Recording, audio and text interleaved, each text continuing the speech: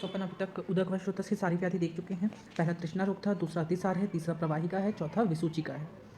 ठीक है, तो विसूचिका पढ़ने के बाद उदक व श्रोतस की व्याधि सारी कंप्लीट हो जाएंगी। नेक्स्ट अपन स्टार्ट करेंगे अन्न व श्रोतस की व्याधि। तो लास्ट व्याधि चल रही है उदक व श्रोतस के अंदर। तो प्रवाहिका क्या होती है, सॉरी विसूचिका क्या होती है। प्रवाहिका कंप्लीट हो गया, प्रवाहिका के बाद विसूचिका आता है। तो विसूचिका के बारे में पढ़ेंगे। विसूचिका का अगर समान परिचय देखा जाए तो क्या होगा। आचार्यचरक ने विसूचिका व्याधि को आम दोष की से उत्पन्न माना गया है, आम दोष से उत्पन्न मानते हैं विसूचिका को। ठीक है, आचार्य सुश्रुत ने आमाजीन से विसूचिका की उत्पत्ति मानी है। आधुनिक चिकित्सा विज्ञान लक्षण की समानता के आधार पर हैजा रोग कोरेला, ठीक है, इस व्याधि को सामंजस्य किया जा सकता है। मतलब हैजा रोग को इससे कंपेयर किया जा सकता है कि हाँ ये हैजा रोग है। फिर अगर इसकी व्युत्पत्ति और निरुक्ति की बात की जाए तो क्या होगा। जिस व्याधि में अजीर्ण के कारण कुपित वायु अंग में सुई जैसी चुभोई की वेदना उत्पन्न करता है, उसे स्थित होता है, उसे विसूचिका कहते हैं। विसूचिका, सू से शूल को याद कर सकते हैं अपन। ठीक है, सू से सुई, तो विसूचिका, विसूचिका, सू से सुई से चुभाने जैसी पीड़ा होती है, ऐसे याद कर सकते हैं। ठीक है, तो विविध विकारों की सूची व्याधि को विसूचिका कहा जाता है। जो सूचित करे विभिन्न व्याधियों को, विकारों को, उसी कहा जाता है। परिभाषा की बात की जाए तो परिभाषा क्या होता है इसका। आचार्यचरक मत अनुसार ऊर्ध्व तथा अधोभाग से प्रवृत्त आम दोष की उत्पत्ति व्याधि को विसूचिका कहा जाता है। आचार्य गणनाथ सिंह ने इस व्याधि को काल अतिसार संज्ञा दी है। काल अतिसार, ये याद रखना, काल अतिसार संज्ञा किसने दी है, तो आचार्य गणनाथ सिंह ने। निदान की बात करी जाए तो आचार्य सुश्रुत ने आयुर्वेद में विशिष्ट नियमों के ज्ञाता एवं परिमिति आहार करने वाले व्यक्ति इस व्याधि से पीड़ित नहीं होते हैं। परिमित मतलब जो पूरा प्री प्लान डाइट होता है, इससे पीड़ित नहीं होते हैं, क्योंकि भोजन में लोभ रखने वाले तथा दूषित आमाशय वाले असंयमित व्यक्ति उस व्याधि से अवश्य पीड़ित रहते हैं। विसूचिका रोग के अन्य निदान क्या है, तो बताया जा रहा है विसूचिका रोग के अन्य निदान क्या क्या हैं। तो दूषित, पारूषित तथा वासी भोजन का सेवन करना, विष सेवन तथा दूषित जल का सेवन करना, अध्यासन करना, विस्माशन करना, अति मात्रा में गुरु स्निग्ध शुष्क अप्रिय विदाही तथा अपवित्र भोजन ग्रहण करना, ईर्ष्या, भय, क्रोध, लोभ, चिंता, शोक आदि मानसिक विकार, ये सारे मानसिक चीजों का ग्रहण करना, इनसे भी होता है। ठीक है, जनोपध्वंस के रूप में प्रायः वसंत तथा ग्रीष्म ऋतु में होता है। ठीक है, ये होता है, मतलब ये कॉमन है, प्राकृत है। कृमि रोग में होता है, फिर रात्रि जागरण के बाद होता है। संप्राप्ति देखी जाए तो संप्राप्ति कैसे दूध में देखते हैं, सामान्य संप्राप्ति और विशिष्ट संप्राप्ति। सामान्य संप्राप्ति किस प्रकार होती है।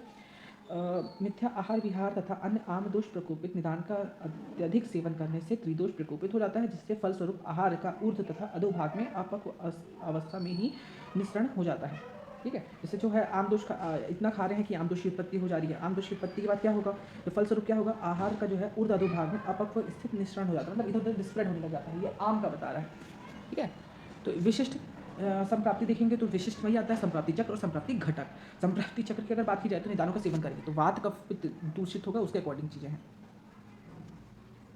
ठीक है, क्या है उसके अकॉर्डिंग, जैसे देखा जाए तो अगर वात दूषित हो रहा है तो आमाशय में जो है अन्न व श्रोतस वो दुष्ट हो जाएगा, मतलब उसमें दुष्टि हो जाएगी, जिससे विमार गमन हो जाएगा, और इसी विमार गमन से फिर विसूचिका का उत्पन्न हो जाएगा। और अगर पित्त के उससे देखा जाए तो, सॉरी मैंने कफ को बता दिया, अगर कफ दूषित होगा तो आमाशय में जो अन्न व श्रोतस है उसकी दुष्टि होगी और विमार्गमन होगा, उसके चलते हो जाएगा। पित्त का देखा जाएगा तो पित्त क्या है, आमाशय व नाभि के मध्य में ये पित्त का स्थान होता है। आमाशय पक्वाशय, आमाशय मध्यगम है ना, अशांक ने बदला है, तो अग्निमांद हो जाएगा, जिस करके विष की उत्पत्ति हो जाएगी, जिससे रस दुष्ट हो जाएगा। रस की दुष्टि हो जाएगी तो उससे विसूचिका हो जाएगा। वात की ओर देखा जाए तो वात का स्थान पक्वाशय, पुरुष व श्रोतस वहां से दुष्ट हो जाएगा, जिसके चलते अति प्रवृत्ति हो जाएगी पुरुष की, और ये उत्पन्न हो जाएगा। संप्राप्ति घटक देखा जाए तो वही संप्राप्ति घटक होता है, दोष, दुष्य, श्रोतस, श्रोतदुष्टि और आशय और व्याधि अवस्था। तो दोष क्या है, त्रिदोष है। आम जो होता है ना, सर्वदोष प्रकोपणम, सारे दोष को प्रकोपित करता है, तो इसमें त्रिदोष होगा। दुष्य अन्न रस पुरीश होगा, श्रोतस होगा पुरीश व श्रोतस, अन्न व श्रोतस, उदक व श्रोतस, श्रोतदुष्टि संग विमारगमन और अति प्रवृत्ति होगा।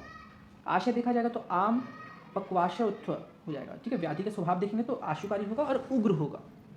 भेद अनुसार लक्षण देखेंगे तो क्या होगा, लक्षणों के आधार पर विसूचिका रोग के निम्न भेद किए गए हैं। पहला वातिक विसूचिका, पैतृक विसूचिका और श्लेष्मक विसूचिका।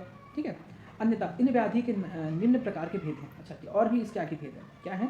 ऊर्ध्व विसूचिका, अधो विसूचिका, उभयद्वार विसूचिका।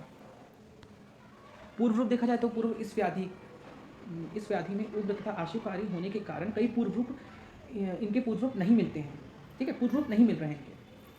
लक्षण की बात की जाए तो क्या है? सामान्य लक्षण विसूचिका व्याधि में निम्न सामान्य लक्षण क्या है? मूर्छा है, चावल को धोने के समान अतिसार होता है, मतलब इतनी लूज मोशन हो रहे हैं, इतना ज़्यादा लूज है। वह छर्दी होगा, तृष्णा होगा, ऐठन होगी, ऐठन मिलेगी अपन को। ठीक है, ऐठन होगा, भ्रम होगा, कंपन और वैवर्ण्यता आ जाएगी, हृदय शूल होगा, दाह होगा, शिरोशूल होगा, उदर शूल होगा, ये सारी चीज़ें मिलेंगी। विशिष्ट लक्षण की अगर बात की जाए तो विशिष्ट लक्षण क्या होगा? चरक के मत अनुसार विसूचिका व्याधि के भेद अनुसार विशिष्ट लक्षण होते हैं। क्या होते हैं? वार्तिक विसूचिका के लक्षण, शूल होता है, अनाम होता है, अंगमर्द होता है, सूर होता है, अनाम होता है, अंगमर्द होता है, मुख शोष होता है, मूर्छा होती है, भ्रम होता है, अग्नि का विषम होना होता है, पार्श्व पृष्ठ तथा कटी में पेन होगा। ठीक है, सिरा संकुचित होगा, सिरा स्तंभन हो जाएगा, मतलब जगराहट से लगेगी। पैतृक विसूचिका के लक्षण क्या होंगे? ज्वर होगा, अतिसार होगा, अंतदाह होगा, मतलब अंदर से बर्निंग सेंसेशन लग गया, तृष्णा होगा, मन तथा भ्रम होगा, प्रलाप होगा। श्लेष्मा विसूचिका के लक्षण क्या होंगे? वमन होगा, अरुचि होगा, अविपाक होगा। ठीक है, शीत ज्वर होगा, आलस तथा गौरव लगेगा। ठीक है, साध्यता की अगर बात की जाए तो सुश्रुत ने के अनुसार व्याधि के असाध्य लक्षण निम्न हैं। क्या क्या है वो देखते हैं। दांत ओठ, साइनोसिस दिखेगी, टोटल और बता रहा है ये। दांत ओठ, दंत ओष्ठ, नख में नीला वर्ण का हो जाएगा, अल्प संज्ञा हो जाएगा, छर्दी का बार बार होना होगा। नेत्र तथा आंत्रपूजन में घसन, मतलब एकदम ऐसा अजीब सा लगेगा। स्वर शीर्णता हो जाएगी, स्वर सर्वसंधि बांध्य का ढीला ढीला, मतलब ऐसा लूजनेस लगेगी। उपयुक्त लक्षण से युक्त रोगी असाध्य माना जाता है। ये अगर लक्षण किसी में दिखेंगे तो वो असाध्य होगा। ठीक है, व्याधि नवीन हो तो सुख साध्य होती है, लेकिन अगर जीर्ण हो जाएगी तो असाध्य के अंदर आ जाती है।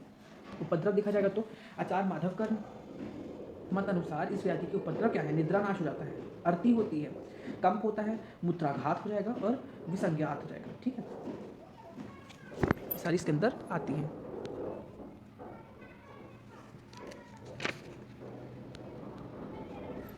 ये कंप्लीट हो गया अपन का उदक वैश्योदश। नेक्स्ट स्टार्ट करेंगे अपन अन्न वैश्योदश।